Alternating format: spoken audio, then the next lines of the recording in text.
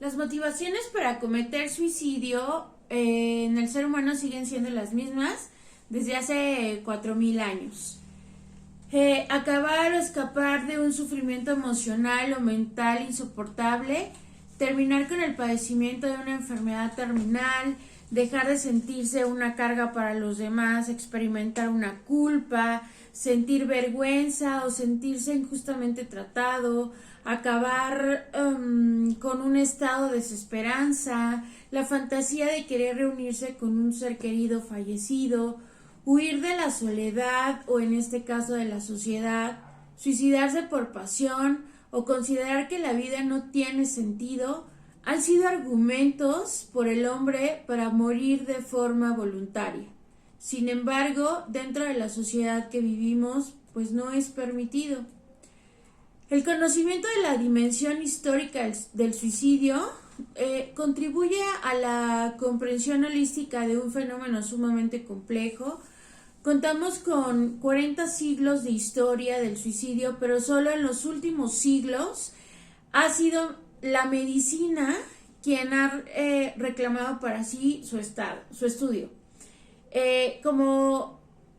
¿Cuál? Pues la psiquiatría. La psiquiatría piensa que es exclusivo solamente de él o que le amerita solamente a la psiquiatría, pues el estudio, ¿no? Por haber desórdenes mentales cuando la situación pues no es así. Y entonces aquí es donde yo me pongo a cuestionar y a pensar que los profesionales no debemos de caer en una situación reduccionismo bioética o biomédica, como los cientos de paradigmas sociales, ¿no? de este fenómeno, del fenómeno suicida. Entendamos que hay otras disciplinas también que nos pueden ayudar, como la filosofía, la ética, la sociología, la antropología, las artes también, la literatura y por supuesto la misma historia que nos va a llevar de la mano para poder complementar un conocimiento, ¿no? El concepto y la imagen del suicidio no ha sido la misma a lo largo de la historia, siendo un constructo social o al ser más bien un constructo social modificable, que se sujeta a las influencias sociales y sobre todo culturales de cada tiempo histórico. Los orígenes del suicidio desde la prehistoria, que es muy importante, ¿no? Se ha manifestado el ser humano con conductas de autosacrificio, y lo veíamos mucho con la parte de los ancianos o enfermos o aquellos con dificultades de movilidad. Estos se autoeliminaban para beneficiar y favorecer los recursos de la tribu o de la comunidad donde se encontraban. Y a esto, bueno, por ejemplo, voy a hablar un poquito más adelante de Durkheim, pero él hablaba justamente de estos suicidas como los suicidios altruistas. En la mayor parte de las civilizaciones de la antigüedad, el suicidio era muy bien aceptado. La muerte era entendida como este paso de una vida a otra, por lo que acabar con la vida de forma voluntaria pues no implicaba el fin de la existencia, sino más bien el tránsito a otra dimensión inmortal, ¿no? En la antigüedad, por ejemplo, el suicidio sí representaba un problema en el que reflexionaban los griegos y se narraba por autores, en este caso vendría siendo Homero, y en ese momento de la historia, donde la muerte voluntaria comienza a ser pues muy estigmatizada y penada, porque el suicidio en esos momentos era un delito contra el Estado que conllevaba muchos castigos, puesto que privaba de la comunidad de uno de sus miembros y de su contribución al progreso del Estado. Además era considerada por gran parte de la sociedad griega como un acto impío, ¿no? Hacia los dioses o hacia deidades, ¿no? En esa época. A través de esta mitología se asociaron varias emociones consideradas como desencadenantes de la conducta suicida, como son la desesperación, la culpa, la vergüenza o hasta la propia locura.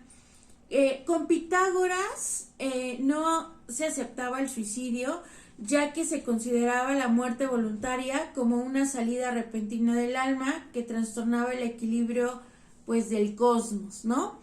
Y por ejemplo aquí para Diógenes de Sinope, que aquí tendríamos que decir que Diógenes se suicidó, y él creía, ¿no? que darse muerte a sí mismo implicaba ser dueño de nuestra propia vida y de nuestro propio destino.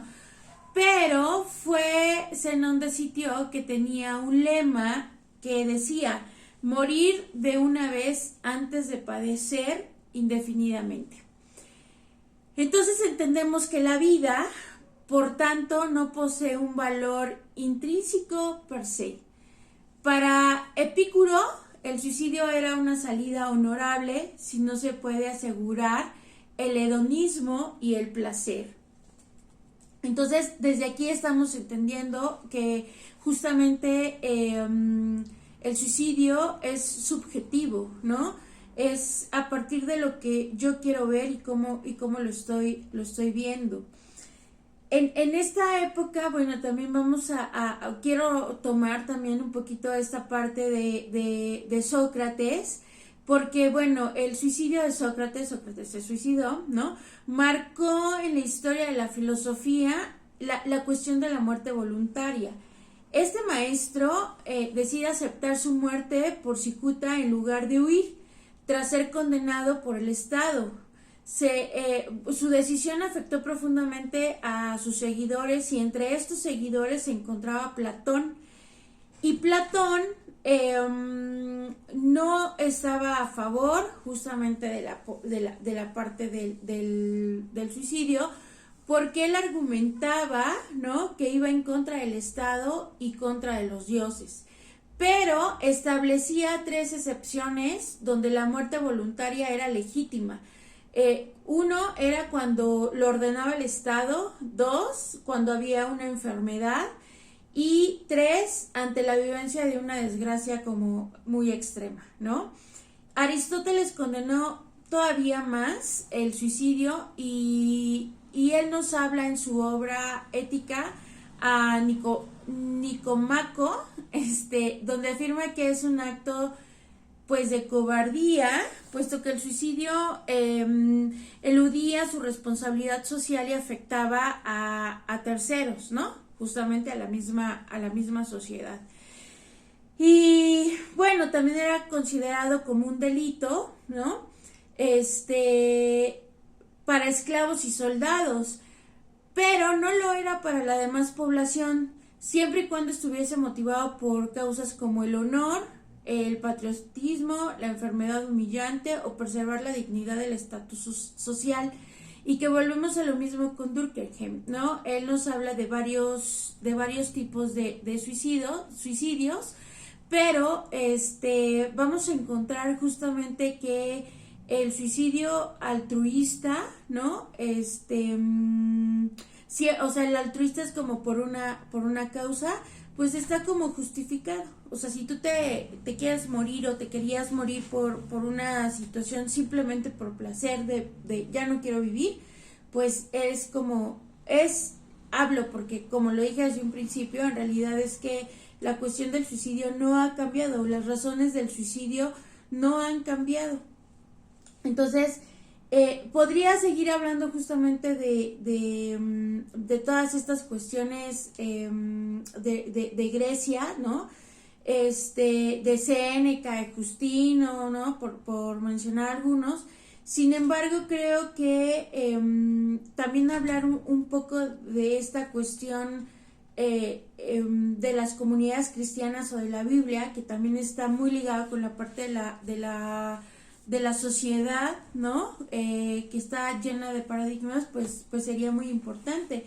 En la Biblia se relatan 9 suicidios, sin que exista ni condena ni apología del suicidio. O sea, esto es que, por ejemplo, no se habla como tal del suicidio de Judas, ¿no? Sin embargo, se habla que se ahorca porque se da cuenta que, que cometió un pecado, pero como para resarcirlo, ¿no? Se da muerte a sí mismo porque esta situación lo va de alguna manera como a salvar, vamos a llamarlo así, ¿no? Entonces, para los primeros cristianos la muerte voluntaria no estaba estigmatizada como lo creemos, ¿no?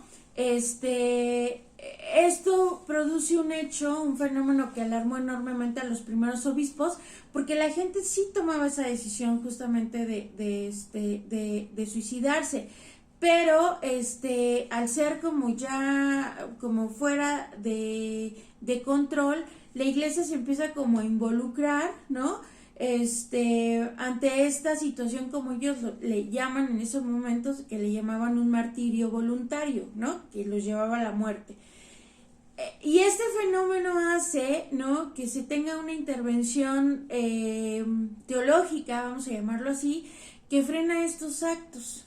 Entonces, encontramos a un metichín por ahí, que se llama San Agustín de Hipona, quien contribuye, ¿no? Quien contribuye justamente como a darle fin a estos martirios voluntarios, como se les llamaba en ese entonces. Y él condena justamente el suicidio, ¿no? Que también es reconocido en esos momentos como un homicidio de sí mismo y por ende una clara violación del famoso quinto mandamiento, ¿no? Creo que todos conocemos el quinto mandamiento, que es: no matarás.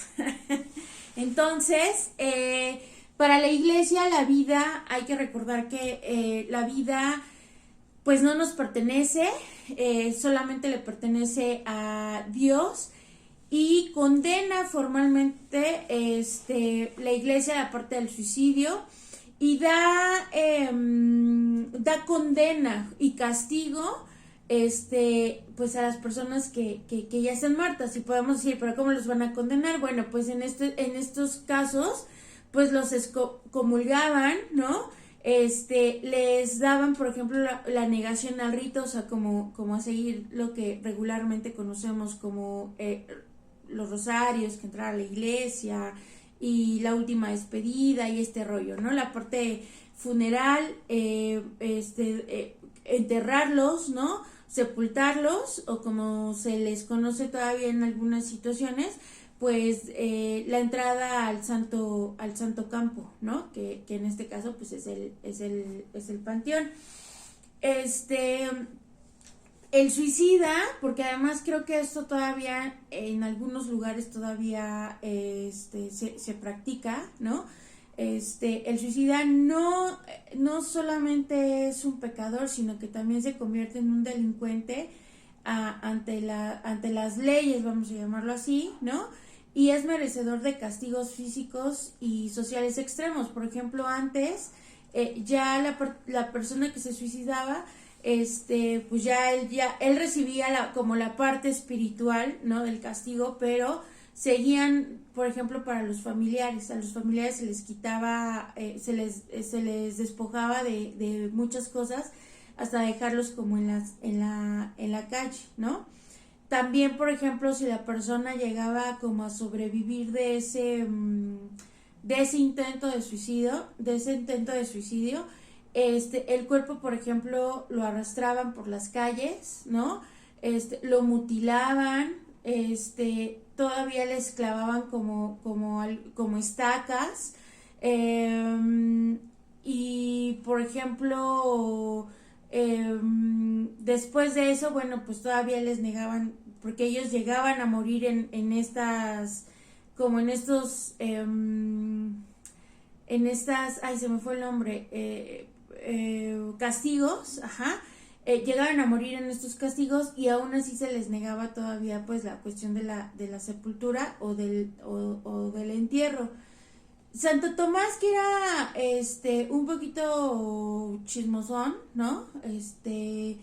Publicó también en una obra que él tiene, que se llama Suma Teología, que suicidarse era el peor de los pecados, puesto que no admitía penitencia.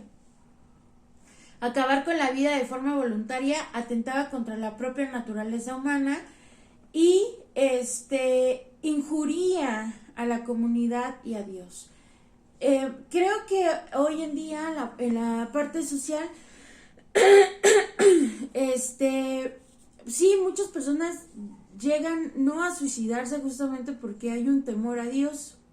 Creo que esa es una parte muy importante que se tendría que tomar socialmente, porque si yo ya no tengo ganas de vivir, o por X o Y o Z, ya no encuentro un motivo, pero no me muero o no me mato, o no me suicido por esta situación, por miedo a Dios, aún así estaría muriendo porque en vida, porque vivir bajo el yugo justamente de reglas establecidas sobre la iglesia, donde si te matas o te suicidas, Dios te va a castigar, ¿no? O te vas a ir al infierno. Me parece que sería todavía pues como un doble castigo, ¿no? Un doble castigo en vida, porque la sociedad todo el tiempo te va a estar juzgando y que además no sabes si realmente Dios también lo va a hacer, ¿no? Creo que es un paradigma o un estigma que se tiene dentro de la religión. La iglesia persistió en la dura condena moral del suicida, y aparecieron un grupo de humanistas filósofos en el siglo XV y en el siglo XVI, que comenzaron a cuestionar justamente y a profundidad la posición teológica sobre el suicidio, ¿no? Entonces, en ese entonces, cuando se hacen como todos estos estudios como a profundidad, se consideraba que el suicidio no podía evaluarse normalmente a partir de cuestiones espirituales o divinas, sino que se debía de tener resultados pues más profundos, ¿no? Donde no solamente implicaba la parte de un trastorno mental o de una cuestión moralista o espiritual, sino que también se hablaba de una elección personal donde yo soy libre de elegir si quiero vivir o quiero morir, ¿no? A partir de ese momento donde la parte humanista empieza a ser como su chamba, las cuestiones religiosas fueron progresivamente desplazadas, tomando, bueno, aquí se retoma ya la parte filosófica, ¿no? Que debate justamente la parte de la moral, ¿no? Del suicidio.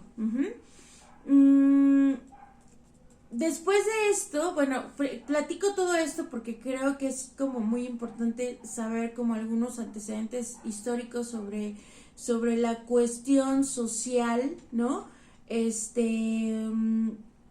Que está involucrada en la parte del suicidio, porque creo que debemos de conocer un poco esta parte y saber desde dónde se está estudiando la parte del suicidio, que no es de apenas, ¿no?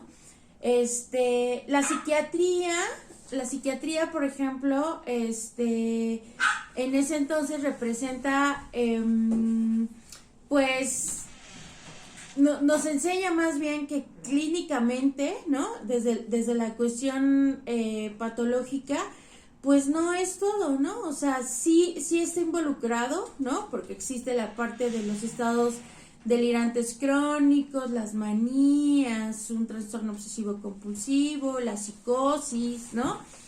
Pero también es importante reconocer que es mentira, ¿no? Es un mito que las personas con trastornos mentales son las personas que más se suicidan, por ejemplo, como la depresión. Eso es una mentira, ¿no? Y tenemos que ir como eliminando como todas estas posturas.